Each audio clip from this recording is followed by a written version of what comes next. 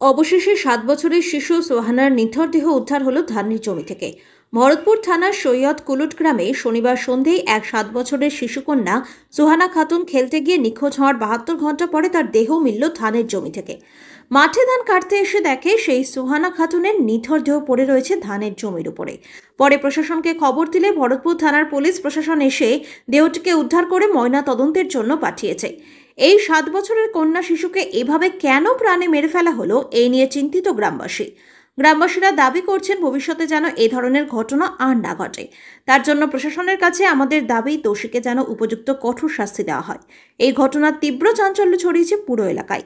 কে বা কেন এই ধরনের ঘটনা ঘটিয়েছে তা ইতিমধ্যেই তদন্ত শুরু করেছে ভরতপুর থানার পুলিশ প্রশাসন। মারা আসার আগে ও এসে দেখে কে ওই শুভ। আচ্ছা, যে জমির মালিক, হ্যাঁ জমির মালিক শুভ। যে ও কি করতে এসেছিল? ওই জমি ধান এটা এসেছিল। আচ্ছা, তারপরে আমাকে ডাকে, আমি আর শিপন আসি, এসে দেখি বডিটা এখানে খ্যারের দিয়ে ফাটা আছে। কিভাবে আপনাদের সন্দেহ হলো? মানে বডিটা ঢাকা ছিল বলছে? হ্যাঁ, বডিটা ঢাকা ছিল, পায়ের আঙুলটা দেখতে পাওয়া যাচ্ছে, আঙুলটা বেরিয়েছিল। যখন এটা বডি, এটা নিশ্চিতছিলাম যে বডি। তো দেখার পরে কি করলেন?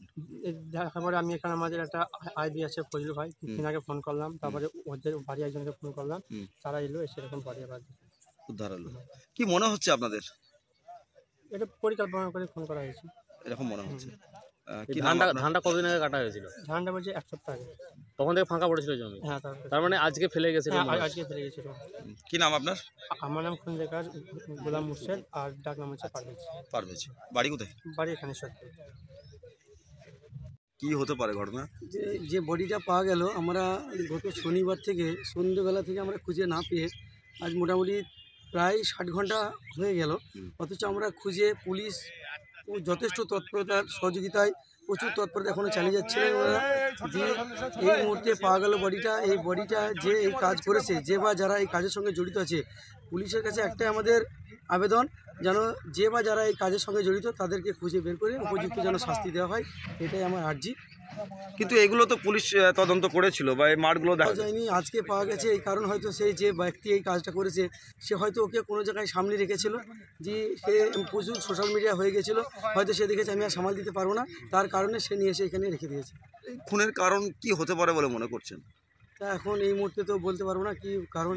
হয়তো কোনো পারিবারিক তো কোনো শত্রু তাদের নেই, হয়তো কোনো ব্যাপার আছে একটা। কিভাবে জানতে পারলেন? আমাদের সকালবেলা একজন আমাকে ফোন করলো এখান থেকে, যে মেম্বার সাহেব এখানে ধান এঁটে এসেছিলাম, তার ধানের জমিতে ওই মেয়েটার পাটা দেখতে পাওয়া যাচ্ছে, তা তোমরা তাড়াতাড়ি এসো। আমি সঙ্গে সঙ্গে এসে ছুটে এসে দেখলাম ফজলু ভাই আমাদের ডিআইবি যিনি ছিলেন উনি এখানে এসে দেখলেন, আমি দেখলাম উনি আছেন। আমি সঙ্গে সঙ্গে আমাদের ওসি সাহেবকে ফোন করলাম, ওসি সাহেব যথেষ্ট চেষ্টা, ওনার তৎপরতা নিয়ে সহযোগিতা নিয়ে সব হাজির হয়ে গেলেন। কি চাইছেন আপনি? দোষী ব্যক্তি যে বা যারা দোষী আছে এই কাজে যারা লিপ্ত আছে তারা যেন তাদের খুঁজে বের করে যেন আমাদের প্রশাসন তাদেরকে শাস্তি দেয়, এটাই আমাদের আর্জি। কি নাম আপনার? দুলাল শেখ, শিশগ্রাম পঞ্চায়েতের মেম্বার। 4 দিন পর পেলাম। 4 দিন পর না 3 দিন পর 4 দিনে পেলাম। 4 দিনে কত ঘন্টা হবে আনুমানিক? মোটামুটি 72 ঘন্টা। 72 ঘন্টা। কিভাবে খবরটা পেলেন? খবরটা পেলাম আমরা মানে ঘরে শুয়ে আছি, ফোনের মাধ্যমে খবর পেয়েছি যে একটা মেয়ে এরকম ব্যাপার পড়ে আছে মাঠে পড়ে আছে। হ্যাঁ।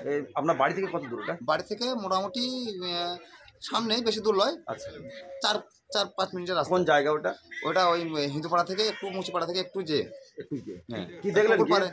যে দেখলাম আমার মেয়েকে মেরে গলায় ফাঁস দিয়ে মেরে পড়ে আছে। ফাঁসটা কিসে দিয়েছে? ফার্স্টটা একটা যেটা ওর শরীরে যেটা ছিল সেটাই মানে ওই ওড়নাটাই দিয়ে দিয়েছে। অন্যটা দিয়ে? হ্যাঁ। কিভাবে পড়েছিল? ওই কীভাবে মানে উপরহিত হয়ে পড়েছিল, মানে মুখটার ওপর দিয়ে হয়ে পড়েছিল। কি মনে হচ্ছে আপনার এই খুন? মানে এটাকে কিডন্যাপিং করে খুন করা হয়েছে। কেন হতে পারে এরকম?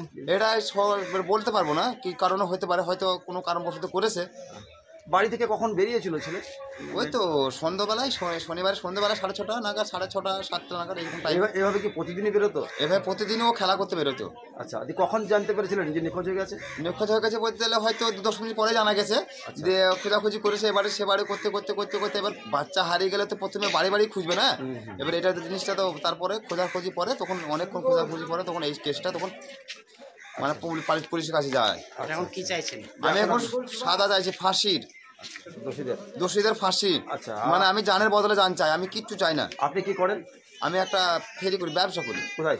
আমি পশ্চিম মেদিনীপুরে চন্দ্রকোনা রোড। হ্যাঁ, আপনার কটা ছেলে মেয়ে? আমার দুটো, একটা ছেলে একটা মেয়ে। এই যে মারা গেলের নাম কি? এর নাম সোহানা খাতুন। বয়স কত হবে? বয়স ওই আনুমানিক 8 বছর। 8 বছরের। আর ছেলে আছে? ছেলে আছে। কোন ক্লাসে পড়তো মেয়ে? মেয়ে 2-এ পড়তো। কোন স্কুলে? এ বাগানে। বাগানে। আপনার নাম কি? আমার নাম সোহাগ শেখ। পুলিশের ওপর কতটা ভরসা? আমার পুলিশের উপরে পুরো ভরসা আছে। পুলিশ ছাড়া এই কাজগুলো কেউ করতে পারবে না। পুলিশকে আমার 100%-এর মধ্যে 100% বিশ্বাস আছে। আর পুলিশকে আমি বিশ্বাস, পুলিশের হাতে সব কিছু তুলে দিলাম, যা করবে পুলিশে। ঠিক আছে। প্রধান হিসাবে দেখুন, আমরা এটা তো খুব মর্মান্তিক। কেন কথা হচ্ছে, আজকে ধরেন আমাদের 22 তারিখ সন্ধ্যা 6টা থেকে এই সোহানা খাতুন আমি মেয়েটিকে আমরা টোটাল পুলিশ প্রশাসন থেকে গ্রামবাসী থেকে সবাই ধরেন খোঁজ খবর যেরকম করেছে সে তেমনভাবে সেভাবে আমরা দুরান্ত একবারে মানে তদন্তের সাথে আমরা সেভাবে সাপেক্ষে যেখানে যেখানে খবর পাওয়া হয়েছিল সেখানে ছুটে খোঁজ খবর নেওয়া হয়েছে। কিন্তু আজকে সকাল 6:30টার সময় ফোন পাইছি, কথা হচ্ছে যেখানে মাঠে মেরে ফেলে দিয়েছে। তাতে যারা এই কাজটা করেছে তারা তো মানে মানে এই অন্যায়ের কোনো মানে বলা যায় না, মুখে বলা যায়। এদের আমরা পুলিশ প্রশাসনকে বলবো আইনের পথে চলবে এবং যাতে কড়া দূরত্ব শাস্তি হয় সেই শাস্তির ব্যবস্থা যাচ্ছে। এই খুনের কারণ কি হতে পারে বলে মনে করছেন? এটার ভিতরে আমরা ঢুকতে পারবো না বা বলতে পারবো না এটা কি খুনের কি কারণে কি করলো। একটা বাচ্চা মেয়ের সাথে একটা বড় মানুষ হলে বোঝা যায় যে কথা আছে তার সাথে কারো রাস্তা চলার পথে বা কোনো জমি নিয়ে বা কোনো টাকা পয়সা নিয়ে বিবাদ হয়। কিন্তু এই বাচ্চা 7 বছর 8 বছর বয়সে এর সাথে কি বিবাদ কার আছে? হ্যাঁ, তাই এর ফ্যামিলিটা হচ্ছে নিঃস্ব ফ্যামিলি, মানে খুব অসহায় ফ্যামিলি, কারোর সাথে ঝড় ঝামেলা রাজনীতির সাথে যুক্ত না হয় কিছু নাই। তা এই ফ্যামিলি ওপরে যে এই বাচ্চার উপরে এত অত্যাচার, এই বাচ্চাকে যে মেরে ফেলা হলো, এর জন্য আমরা দৃষ্টান্ত শাস্তি চাইছি। কতটা নিরাপদ শিশু কন্যারা এখন? এখন এটাতে মানুষ তো ধরেন প্রচণ্ড একবার ধরেন বিক্রি হয়ে যাবে, যে কথা আছে মানে আতঙ্ক থাকবে। যে কথা হচ্ছে যে ধরেন এই যে বাচ্চারা এরকম হচ্ছে, প্রতিটা আমরা এই আজকে আপনাদের সোশ্যাল মিডিয়ার মাধ্যমে বলবো, প্রতিটা গার্জেনকে বলবো যে বাচ্চারাকে নিয়ে সতর্ক থাকার জন্য, বাচ্চারাকে চোখের মধ্যে ফলো রাখার জন্য, মানে সবসময় নজর রাখা। কিন্তু এই দুষ্কৃতীকে কিভাবে চিহ্নিতকরণ করবে? দুষ্কৃতী তার পুলিশ প্রশাসন আছে, পুলিশ প্রশাসন চিহ্নিত করতে আমাদের গ্রামবাসী বা আমাদের পঞ্চায়েতের তো কোনো ইয়েতে পড়ে না, আমাদের তার মধ্যে প্রশাসন তদন্ত চালাচ্ছে। এই ধরনের ঘটনাকে কি বলবেন? এই ধরনের ঘটনা বলবো, ধরেন কথা হচ্ছে একবার মানে নিষ্পাপ ঘটনা, একে কী বলবো, মানে বলার কিছু মানে পেছি না, আঁকে পেছি না যে কী বলবো এই ধরনের ঘটনা।